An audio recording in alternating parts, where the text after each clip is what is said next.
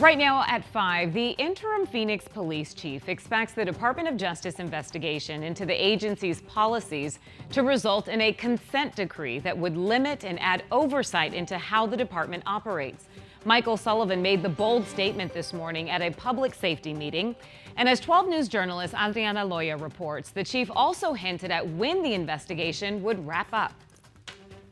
The more than 2-year investigation into the Phoenix Police Department by the U.S. Department of Justice could result in a consent decree. That's what the interim chief, Michael Sullivan, said Thursday. I can tell you what the DOJ's goal is. It's a consent decree, which is what the Maricopa County Sheriff's Office is dealing with. Sullivan made the statements during a public safety meeting hosted by the Greater of Phoenix Chamber, where he provided an update on the changes he's implemented. I'm Michael Sullivan. Since joining the department last year, after former Chief Jerry Williams retired amid a plague of controversy and public scrutiny. We're going to get a findings report, and what I've been preparing our department for is it's not going to feel good.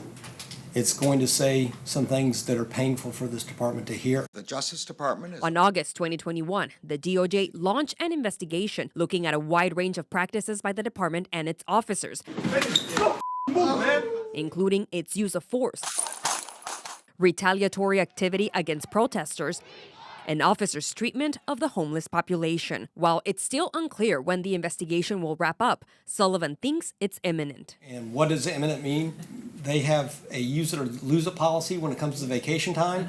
So look potentially for it being sometime in November or early next year. That's just my guess. Since 2013, the Maricopa County Sheriff's Office has been operating under a court order following Joe Arpaio's tenure and treatment towards Latinos. It was in part that oversight and restrictions on the agency's autonomy that current Sheriff Papanzon said was why he won't seek a third term. I'll be damned if I'll do 3 terms under federal court oversight for a debt I never incurred and not be given the chance to serve this community in the manner that I could if you take the other hand from being tied behind my back. A decree would imply somewhat similar restrictions to Phoenix PD and how they operate. Sullivan says that course of action for a department that has over 500 vacancies is debatable. There can be some robust debate whether that's the best vehicle for police reform.